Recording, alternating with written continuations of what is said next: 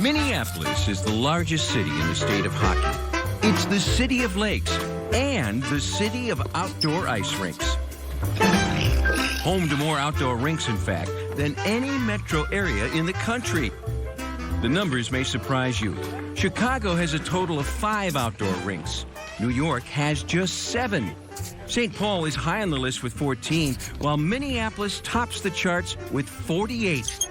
All of them created and maintained by the Minneapolis Park Board.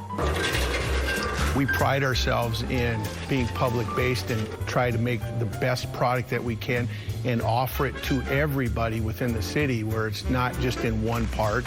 We've got the rinks all over the place. In all, it takes 130 Park Board employees to keep those rinks running. It takes a lot of effort. People, like I said, they take a lot of pride in what they do.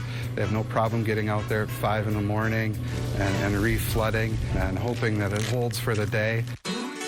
Some of the greatest athletes in state history got their start on Minneapolis Park Board rinks. Before she became a legend on the links, Patty Berg was a fixture on skates at Lyndhurst Park. She played hockey there with a neighborhood pal named Bud Wilkinson. Patty won a speed skating title before she launched her Hall of Fame golf career. Bud went on to play goaltender for the Gophers before landing in the College Football Hall of Fame as Oklahoma's 3-time national champion head coach. Tom Chorsky won Minnesota's first ever Mr. Hockey Award while at Minneapolis Southwest. He was a star for the Gophers before winning a Stanley Cup championship in New Jersey. And it all started on the outdoor ice. I could walk to Lake of the Isles. It was just kind of a near shot for my mom to call me home for dinner, because I'd go down there and spend hours and hours and hours. But that's where my hockey career started, was on the outdoor Park Board League when I was 6 years old. Reed Larson followed a similar path, a high school hero at Roosevelt who excelled at Williams Arena before moving on to the NHL. This Hall of Famer got his start at Sibley Park in South Minneapolis. When I was 6, 7, 8 years old, the older kids would be on the hockey rink and we'd have to wait our turn, so we'd play pom-pom pull-away. I remember the warming house. The guy set it up, stoking it with wood and everything getting set up, and the bumpy ice coming out of the warming house. See you out there. Getting out to the smooth ice, and the guys flooding it and then hoping the weather was good. It wasn't too cold, wasn't too warm. This good ice we have is all thanks to Mother Nature. If we didn't play with a puck, we played with a tennis ball. And then there's Joe Dietzick, another Mr. Hockey winner who skated from Edison High to the Gophers and ultimately the NHL, where he joined Mario Lemieux in the Penguins. Wow, Wyndham Park was about 3 blocks from my house, and I remember it was uphill one way. I'm not going to say it was uphill both ways, but it was uphill one way, and I can remember like it was yesterday, going after school, grabbing my gear, grab a sandwich, and walk up to the rink and play for hours. When your toes would get cold, you'd say, okay, time to go in, and Wyndham Park had a heated cement floor, and I remember taking off my skates and just putting them on the warm floor and just taking a minute to kind of reflect and warm up and get some feeling back in my toes.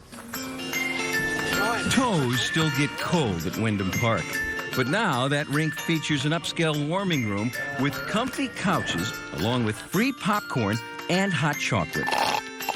Every Friday night, they host a fire and ice event, a popular destination for families who can huddle by a bonfire while savoring every last bite of a s'more. On this night, we couldn't keep our eyes off of 2-year-old Ernie Anderson, attempting to skate for the very first time. His determination was impressive, especially to his mom. He's doing amazing. We're pretty blown away. I think he's a natural. Aaron and Mandy Bond love the sense of community that comes from these nights and how it impacts their daughter. I think it gives us a great opportunity just to get outdoors during the winter. I'm thankful that the city and the park system maintains the rinks that they have. How about you? I believe in having her outside every day, so it's the perfect thing to get her outside, and it takes Mom and Dad with her. It's heartwarming to see this tradition continue.